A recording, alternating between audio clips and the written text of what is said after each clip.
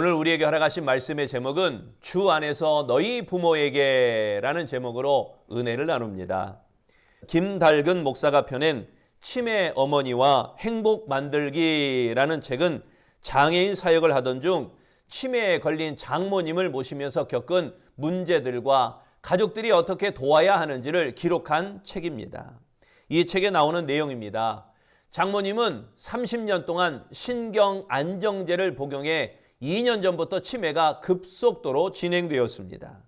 김달근 목사 부부는 뇌성마비 장애를 가진 딸 때문에 마음의 여유가 없었지만 치매에 걸린 어머니를 자진해서 모셔왔습니다.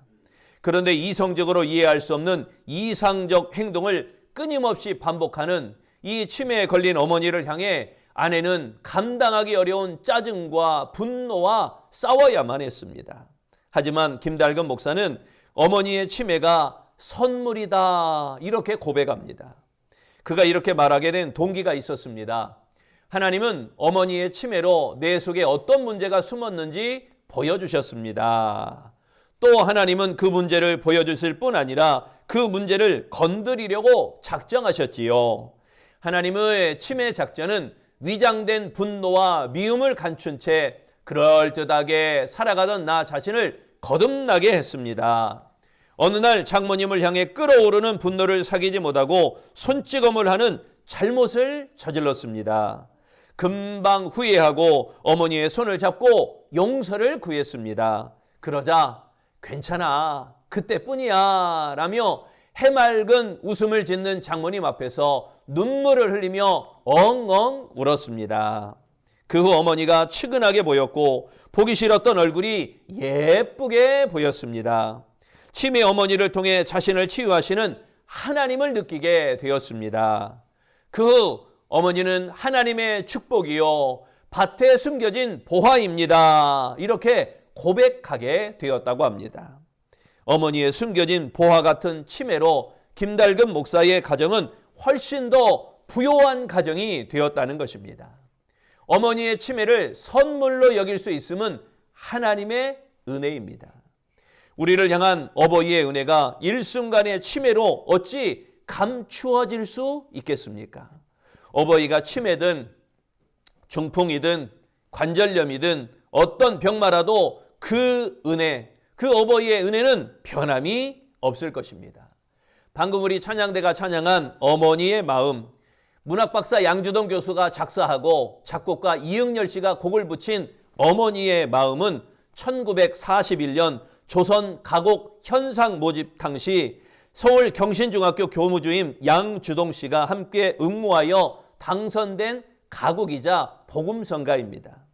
내용이 이렇죠. 나실제 괴로움 다 잊으시고 기르실제 밤낮으로 애쓰는 마음, 진자리 맞은 자리 갈아 뉘시며 손발이 다 닳도록 고생하시네. 하늘 아래 그 무엇이 넓다 하리요. 어머니의 희생은 가히 없어라. 어려선 안고 업고 얼려주시며 자라선 문 기대어 기다리는 말. 알을 쌓아 그릇될 쌓아 자식 생각에 고우시던 이마에 이에 주름이 가득. 땅 위에 그 무엇이 높다 하리요. 어머님의 정성은 지극하여라. 사람의 마음속엔 온 가지 소원, 어머님의 마음속엔 오직 한 가지. 아낌없이 일생을 자식 위하여 살과 뼈를 깎아서 바치는 마음. 인간의 그 무엇이 거룩하리요. 어머님의 사랑은 그지없어라. 2차 세계대전을 승리로 이끈 윈스턴 처칠. 이 윈스턴 처칠이 세계적인 인물로 부상하였을 때 영국의 한 신문사가 유치원부터 대학까지 이 처칠을 가르친 교사들을 전수조사, 그러니까 모두 조사한 겁니다. 유치원 때부터 초등학교, 중학교, 고등학교, 대학 때까지 모든 선생님들을 다 조사해서 위대한 스승들이란 제목으로 특집 기사를 실었습니다. 기사를 읽은 처칠은 신문사에 짤막한 한 통의 편지를 보냈습니다. 귀인 신문사에서는 나의 가장 위대한 스승을 찾아내지 못했습니다. 그분은 바로 나의 어머니이십니다. 어머니는 내 인생의 나침반이었습니다. 어버이는 가장 훌륭한 스승입니다. 끝없는 사랑으로 인간을 인간되게 하는 가장 위대한 스승입니다. 오늘은 어버이 주일입니다. 특별히 어버이 되시는 성도들에게 하나님이 주시는 건강의 은혜와 하나님이 주시는 아름다운 축복이 가득하게 임하시기를 축복합니다. 동시에 효도를 다짐하며 예배드리는 우리 자녀된 성도들에게는 평강의 복이 함께 하시기를 축원합니다. 성경은 부모에 대해 효를 강조하고 있습니다. 여호와 하나님의 신앙과 연결되는 게 바로 효이기 때문입니다. 특히 우리가 봉독한 말씀 예배소서 6장은 그리스도인의 상호 복종에 관한 교훈을 주는 내용입니다. 바울은 자녀와 부모 사이의 상호 복종에 대한 교훈을 말하면서 자녀들을 향해 부모에게 효도하는 일이 지극히 옳다라고 강조하고 있는 것입니다. 그렇다면 자녀들은 부모에게 어떻게 해야 복을 누리는가? 첫째, 순종해야 합니다. 요한 웨슬리의 어머니 수산나 웨슬리, 그녀는 19명의 자녀를 출산하였습니다. 가난한 가운데 많은 아이를 양육하는 일이 얼마나 힘들었겠습니까? 그러나 수산나는 아이들을 훌륭하게 양육하였습니다. 특히 순종 교육을 철저히 시켰다고 합니다. 수산나 웨슬리는 자녀들에게 2살 전에 순종을 가르치는 것을 교육 목표로 삼았습니다. 2살 전에 순종을 배우면 부모에게도 순종하고 선생님에게도 순종하고 하나님에게도 순종할 수 있기 때문인 것입니다. 부모에게 효를 행하는 자녀로 만들기 원하면 2살 전에 순종을 가르쳐야 합니다. 지금은 부모를 향한 순종이 무시되는 세상입니다. 자녀가 부모의 말에 순종하는 것이 아니라 도리어 부모가 자녀의 말에 순종하는 시대 아니겠습니까? 자녀의 말이라면 잘못될까 봐 부모들이 벌벌 떱니다. 그래서 TV에 보니까 금쪽이라는 말이 있더라고요. 금쪽이. 내 새끼, 금쪽 같은 내 새끼라고 하잖아요. 금쪽 같은 내 새끼 조금이라도 삐뚤어질까 오야 키우다 보니까 이게 오히려 더 난리 나는 그런 TV의 엉뚱한 모습을 보았습니다. 그러나 불순종하는 자녀를 내버려 두면 자녀가 망하는 길로 가는 것과 같음을 알아야 할 것입니다. 순종하는 것이 성공의 지름길입니다. 순종은 미덕이 아니라 생명의 본질입니다. 심장이 뇌의 지시에 순종하지 않으면 피가 돌지 않아서 죽습니다. 허파가 뇌의 지시에 순종하지 않으면 호흡이 멈추어서 죽습니다. 신경계통이 뇌의 지시에 순종하지 않으면 온몸이 마비되어 죽습니다. 이것이 순종의 중요함이라고 할 것입니다. 본문 1절에 이렇게 말합니다. 자녀들아, 주 안에서 너희 부모에게 순종하라. 이것이 옳으니라. 여기에 순종하라 이 말씀은 귀를 기울여 청취하고 따른다라는 의미입니다.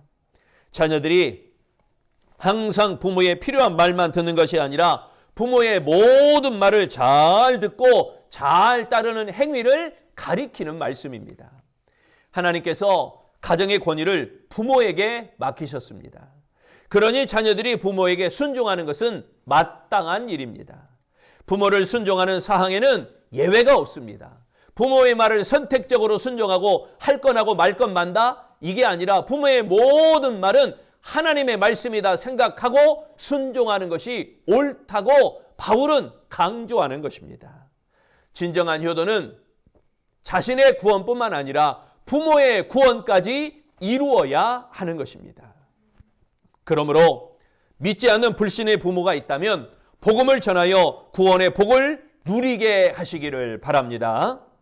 이 땅에서 영생 복락보다 천국에서의 영생 복락이 더 좋은 것입니다. 영원한 복락, 영원한 축복, 천국의 삶입니다. 그러므로 순종하는 자녀가 되어 어버이의 기쁨이 되는 우리 아름다운 신앙, 아름다운 성도, 아름다운 축복자가 되시기를 축원합니다. 두 번째, 자녀들은 부모에게 어떻게 해야 복을 누리는가? 공경해야 합니다. 김구 선생이 중국에서 독립운동을 하며 한창 고생할 때 정말 끼니가 없었다고 합니다. 어머니가 시장에 나가 남이 버린 시래기라 하면 배추 껍데기를 이렇게 뜯어놓은 거, 그거 그냥 어떻게 말렸는지 놓다 보니까 말랐는지 모르겠지만 그 시래기를 주워다가 씻어서 국을 끓이곤 했다고 합니다. 김구 선생은 너무 민망하여 어머니를 만류했습니다. 어머니, 제발 그런 짓 좀 하지 마세요.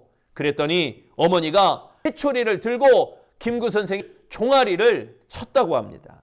그런데 매를 맞으면서 김구 선생이 자꾸 우는 겁니다. 그래서 어머니가 너 왜 우느냐라고 물었습니다. 그랬더니 김구 선생이 어머니가 작년에 때리실 때보다 힘과 기운이 약하여 늙어가는 것이 안타까워옵니다. 이렇게 대답하였다고 합니다. 부모라는 존재 그 자체를 바라보면서 감사하는 마음, 그 마음이 바로 공경하는 마음인 것입니다. 본문 2절에 말씀합니다. 내 아버지와 어머니를 공경하라. 이것은 약속이 있는 첫 계명이니 여기에 공경하라 이 말씀은 가치를 두고 존경하다라는 뜻입니다. 공경은 우러러보며 마음으로 존경하고 마음으로부터 높이는 사랑이 바로 공경입니다. 우러러 사랑하는 마음이라고 할 수 있겠죠. 부모의 명예를 인정하고 부모의 경험을 소중히 여기고 부모의 인격을 귀하게 여기는 마음, 이 마음이 바로 공경이라고 합니다. 부모는 공격이 아니라 공경의 대상입니다. 자녀는 마땅히 부모를 공경해야 됩니다. 이것이 하나님의 성품과 맞는 것입니다. 부모에 대한 자녀의 공경은 시대를 뛰어넘어도 변경되거나 폐지되거나 바뀔 수 없는 덕목인 것입니다. 그러므로 신앙생활을 핑계로 부모에 대한 공경을 게을리해서는 안 될 것입니다. 교회를 구실로 부모의 공경을 그 의무를 소홀히 해서도 안 될 것입니다.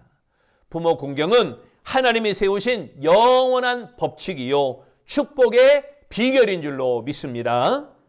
부모 공경은 창세로부터 내려오는 하나님의 법칙이요 축복의 근본인 줄로 믿습니다.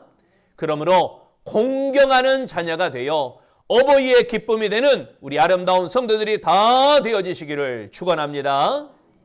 세 번째, 자녀들은 부모에게 어떻게 해야 복을 누리는가?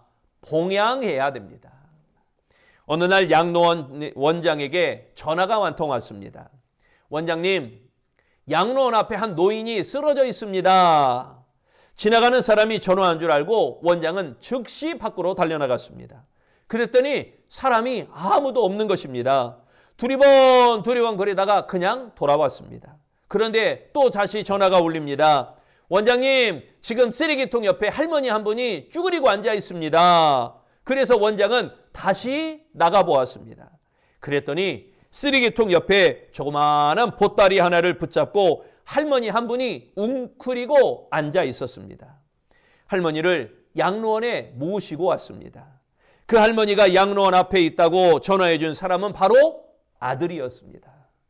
자기 어머니를 원장이 모셔가는 것을 확인하고 아들은 차를 몰고 도망간 것입니다.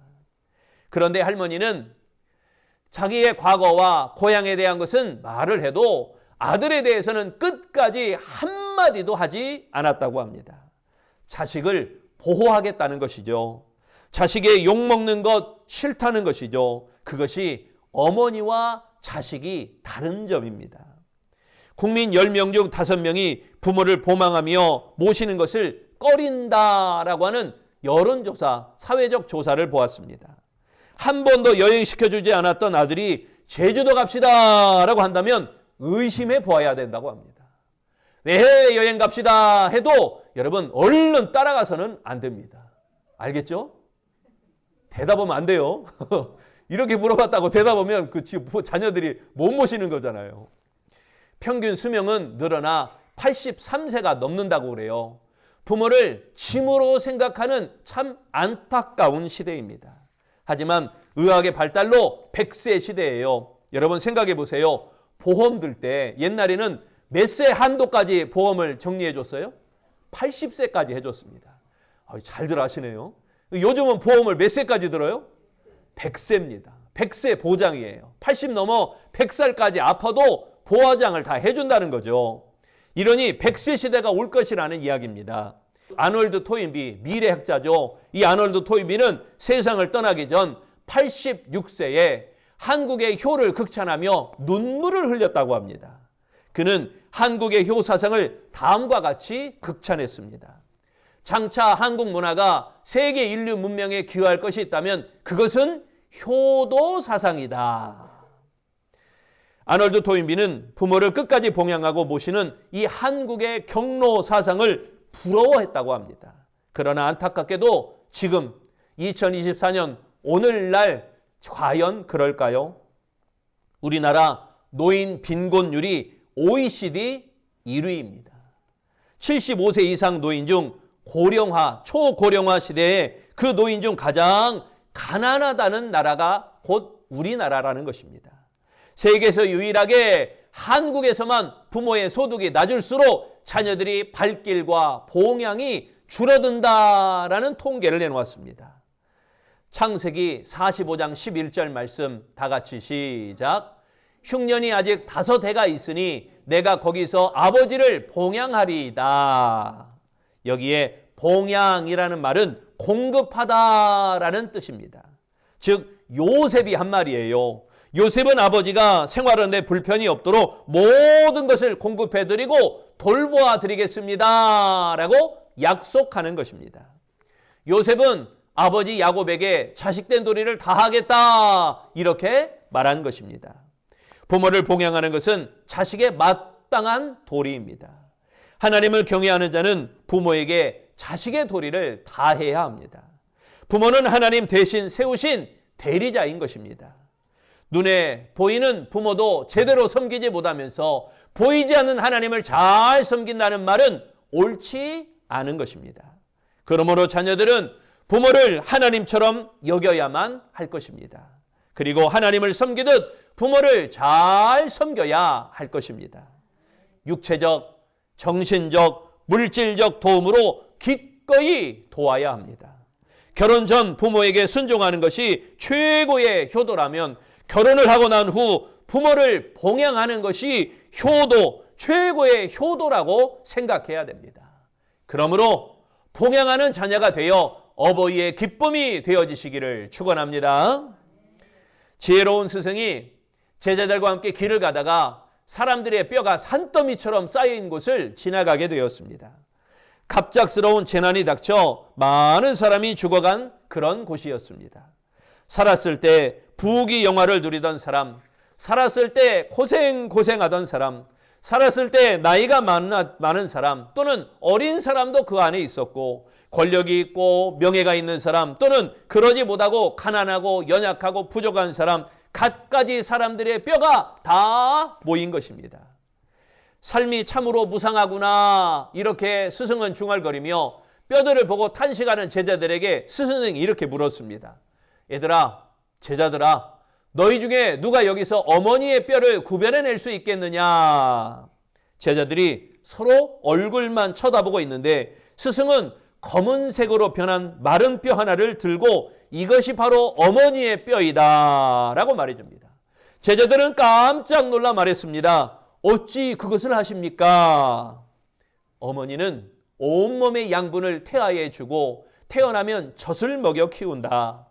그렇게 자녀를 위한 수고를 하다 보면 뼛속의 양분까지 다 주게 된다.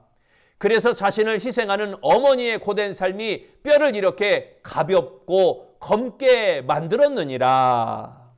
여러분, 어머니는 자식에게 모든 것을 다 주시기에 뼈가 검고 가볍다는 것입니다. 진액이 다 빠졌기 때문입니다. 어버이의 사랑과 희생과 고생이 가득했던 삶을 증언하는 이야기 아니겠습니까? 자녀들은 부모에 대한 효도의 시급성을 깨우쳐야 합니다. 1년에 한 번 어버이날이나 어버이 주일만 효도하는 것이 아니라 지금 당장 효를 행해야 됩니다. 그 효는 멈춤이 없이 1년 365일 계속되어야 합니다. 지금 어버이를 섬겨야 합니다. 지금 어버이를 사랑해야 됩니다. 아버지, 어머니를 찾아뵙고 위로와 존경하는 마음으로 주름투성이 얼굴을 뵙고 공경의 마음으로 감사를 고백하시기 바랍니다.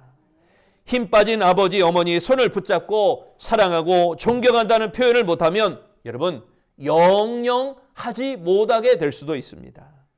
영원한 마음의 고향 아버지 그리고 어머니, 모진 고생하다가 껍데기만 남은 얼굴을 마지막으로 보게 될지도 모릅니다. 불러도 안타깝고 그리운 그 이름 아버지, 어머니를 속으로 부르며 눈물 짓는 날이 닥칠지도 모릅니다. 그러므로 사랑하는 성도 여러분, 부디 부모에게 순종하는 자녀들이 되시기를 축원합니다. 부모를 공경하는 자녀들이 되시기를 축원합니다.